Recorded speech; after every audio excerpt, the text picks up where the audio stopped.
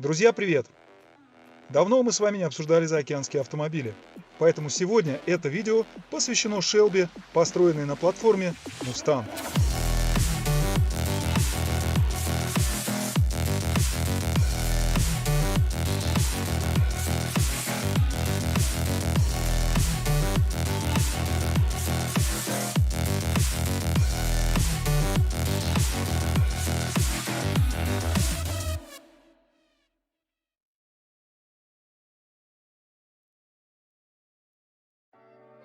1965. Вот уже как третий год существует компания Shelby American. Ее основатель, знаменитый гонщик и конструктор Кэрол Шелби, принимает участие в доработке Ford GT40, который спустя год начнет серию из 4 побед подряд в Лимане, одолев казавшуюся ранее непобедимой команду Ferrari. В то же время он создает третье поколение Cobra с новым трубчатым шасси и мотором V8 мощностью 425 лошадиных сил, а также модифицирует Ford Mustang, который в скором времени станет одним из самых популярных его творений. Ему удалось найти такой баланс, благодаря которому доработанный автомобиль подходил как для ежедневных поездок, так и для участия в гонках. В то время в чемпионате SCCA доминировали Corvette. Орудием победы над ними стало творение Shelby. Цель оказалась достигнутой. GT350 не знали себе равных в соревнованиях 65, 66 и 67 годов. При производстве за основу брались базовые фастбеки Mustang. Они оснащались доработанной восьмеркой с блоком 289 кубических дюймов, выдававшей 285 сил в паре с четырехступенчатой механической коробкой передач Borg-Warner T10. Автомобиль получил самоблокирующийся дифференциал Detroit Locker, передние дисковые тормоза Kelsey Hayes и усиленную переднюю подвеску с амортизаторами Koni со стабилизатором поперечной устойчивости. Для снижения веса на месте задних сидений расположили запасное колесо. В центр приборной панели были добавлены тахометр и датчик давления масла. Производство автомобилей было налажено на фабрике Shelby в Лос-Анджелесе, сначала на Венес-Бич, а затем в производственных помещениях, прилегающих к аэропорту. Все они окрашивались в белый цвет с боковыми синими полосами, а некоторые экземпляры получили две широкие полосы, проходившие через капот, крышу, багажник и бамперы. Внешне GT350 отличался от обычного Мустанга немного упрощенной сетчатой решеткой радиатора, капотом из стекловолокна с воздухозаборником, а за дополнительную плату были доступны 15-дюймовые легкосплавные диски Крагар. В первый год было продано более 500 единиц, в том числе 36 гоночных версий GT350R.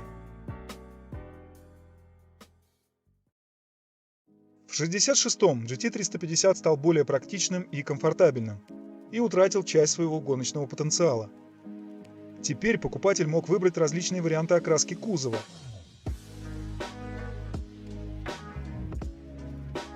Складывающиеся задние сиденья и автоматическая коробка передач Ford Select Shift стали доступны как опция. Внешне автомобили 1966 года можно отличить по боковым воздухозаборникам для охлаждения задних тормозов, окошкам в задних стойках, заменившим жалюзи, и крышке бензобака с эмблемой Cobra. А за дополнительные $670 предлагался вариант с нагнетателем Paxton, выдававший мощность по одним источникам 390, по другим 440 лошадиных сил. Благодаря проведенной модернизации продажи Shelby GT350 увеличились в несколько раз, до 2378 единиц. В истории этих машин есть один примечательный факт. В 1966-м прокатная компания Hertz заказала 1000 автомобилей, которые предназначались для любителей скоростных поездок. Ford и Shelby сочли, что это будет отличной рекламой для продвижения своей продукции, а в Hertz поняли, что это возможность привлечь еще больше клиентов. Особенно тех, у кого отсутствовали средства на покупку спорткара. Еще раз подчеркну, в аренду сдавались автомобили, практически готовые к гонкам. Не мудрено, что их количество начало сокращаться почти сразу же после появления их в прокате. Одним из сюрпризов для водителей оказались тормоза, требовавшие большего усилия, чем на обычных машинах того времени. Как результат, частые дорожно-транспортные происшествия. Еще одним негативным фактором оказались проблемы со сцеплением. Напомню, что первые GT350 оснащались механической коробкой передач, с которой не каждый мог справиться в силу отсутствия опыта. В результате водители жгли сцепление, что было особенно характерно для прокатных машин в холмистом Сан-Франциско. В скором времени Hertz и Ford приняли оперативное решение оснащать прокатные Shelby только автоматом. Нередки были случаи злоупотребления, когда нечистые на руку арендаторы снимали с машин некоторые узлы и агрегаты, заменяя их деталями от обычных Mustang. А кто-то участвовал в арендованном автомобиле в нелегальных гонках. Но самыми распространенными случаями были ситуации, когда гоночный мотор снимался с прокатной машины для установки на свою собственную, с целью участия в различных соревнованиях и заездах, а потом возвращался обратно. Позже компания Hertz признала опыт в целом неудачным, поскольку несла серьезные убытки при восстановлении прокатных автомобилей. Да и сами машины из проката покупали крайне неохотно. Однако спустя годы выжившие Shelby GT350 стали весьма желанным объектом для автоколлекционеров. Ограниченный тираж модели и культовый статус Кэрролла Шелби сделал ее весьма выгодным вложением средств. Чтобы осознать масштабы рынка, стоит упомянуть, что один из таких образцов в январе 2021 был продан в Киссиме на аукционе Mecum за $297 тысяч.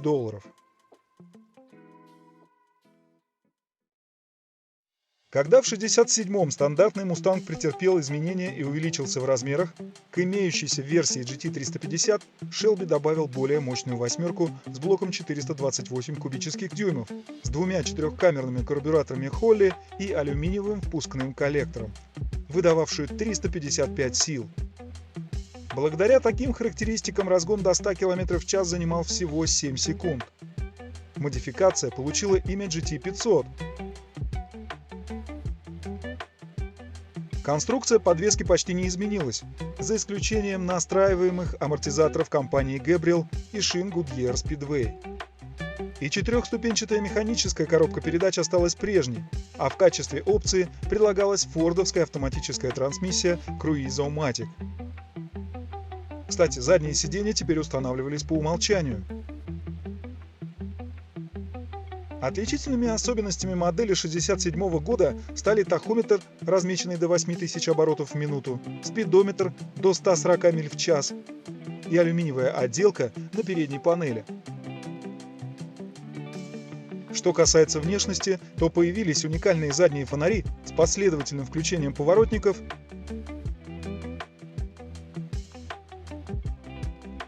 и задний спойлер в стиле так называемого утиного хвоста.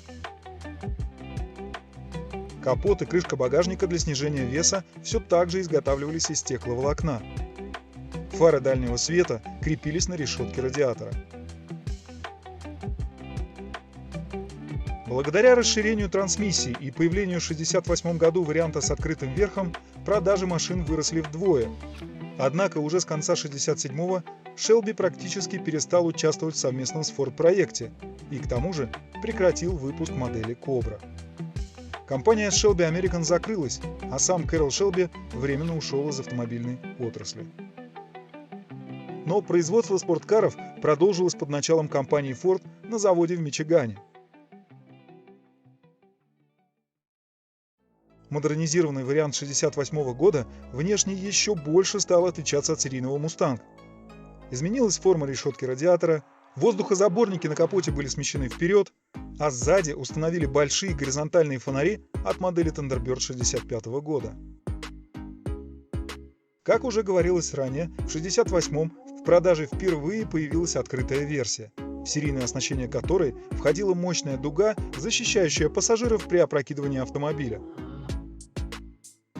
А еще чуть позднее на автосалоне в Нью-Йорке продемонстрировали самый быстрый и мощный вариант GT500 KR. Аббревиатура KR расшифровывалась как King of Road – король дороги. Автомобиль получил модернизированную подвеску и увеличенные тормоза, а коробка передач предлагалась только одна – автоматическая трехступенчатая Cruise-O-Matic.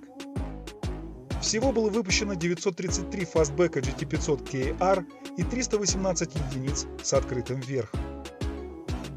Ну а что касается объема производства в целом, то результаты были впечатляющими. На свет появился 4451 автомобиль 68-го модельного года. Тюнингованный Shelby GT500 67 года, известный под именем Элеонор, обрел культовый статус после появления в знаменитом фильме-ремейке «Угнать за 60 секунд» 2000 года.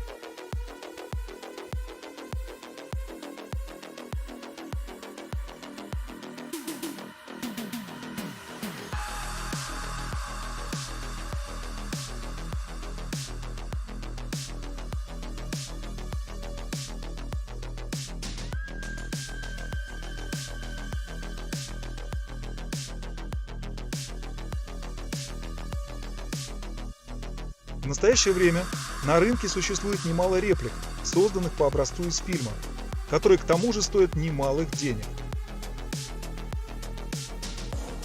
Один из оригинальных автомобилей, построенных для киносъемок, был продан аукционным домом Мекум в Киссиме в 2020 году за $852 500. Что касается реплик, то показательным стал аукцион Барретт Джексон в январе 2022 в Скоттсдейле. Здесь на продажу была выставлена целая россыпь подобных машин.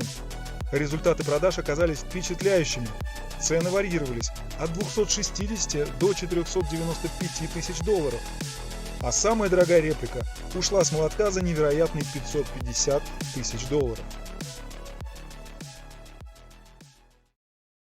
Заключительная серия Shelby Mustang была разработана уже не Кэролом Шелби, а непосредственно компанией Ford.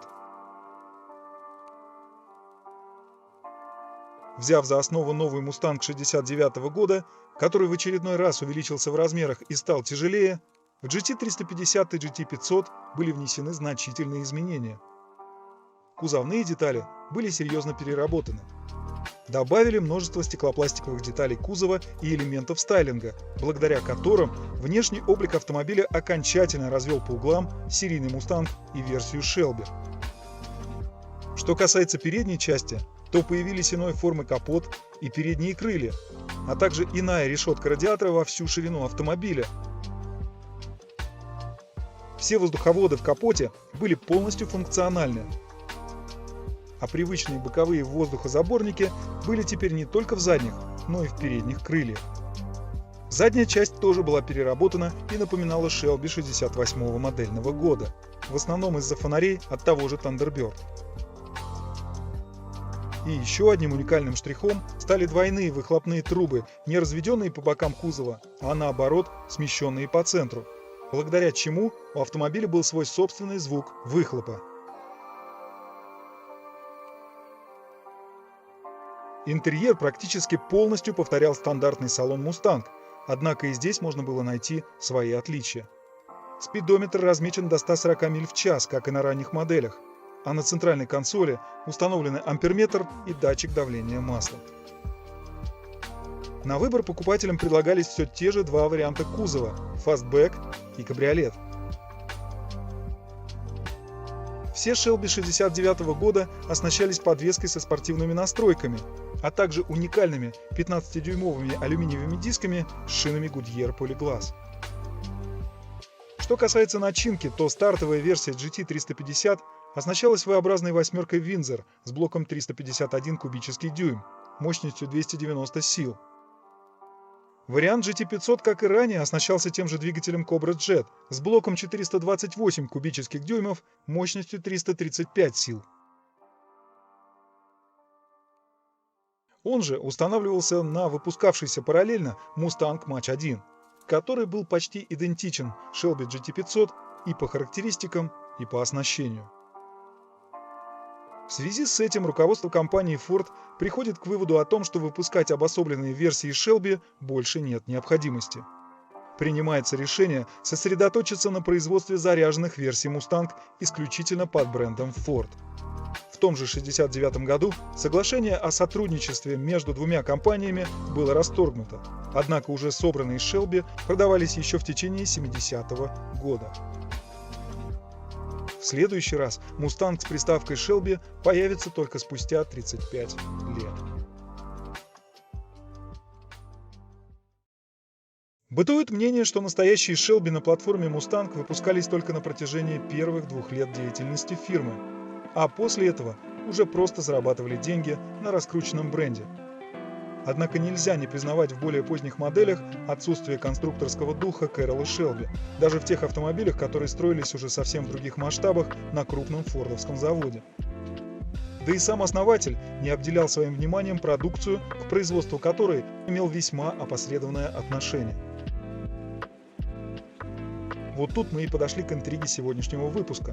Ведь затеяли мы его для того, чтобы обратить внимание вот на этот Shelby GT500 69 года с открытым верхом. Да, именно этот экземпляр красного цвета Candy Apple Red с золотистыми полосами был в собственности Кэрролла Шелби. В 69 году было выпущено всего 244 кабриолета GT500. Из них только 39 были окрашены в подобный цвет. На текущий момент пробег его составляет чуть более 32 тысяч миль. На солнцезащитном козырьке со стороны пассажира имеется подпись его знаменитого владельца. На момент записи этого видео ожидаемая цена продажи на сайте Mecum не указана. Но в качестве отправной точки возьмем GT500 69 года желтого цвета, тоже бывший в собственности Shelby, правда выполненный в кузове Fastback. Так вот, в январе 2022 года он был продан на аукционе Barrett-Jackson в Скоттсдейле за $172 700. Учитывая, что открытые версии более редкие и ценятся обычно выше закрытых, цена продажи, вероятно, окажется значительно выше. Что же, узнаем об этом 21 мая. Аукцион состоится в Индианаполисе на мероприятии, проводимом Mecum.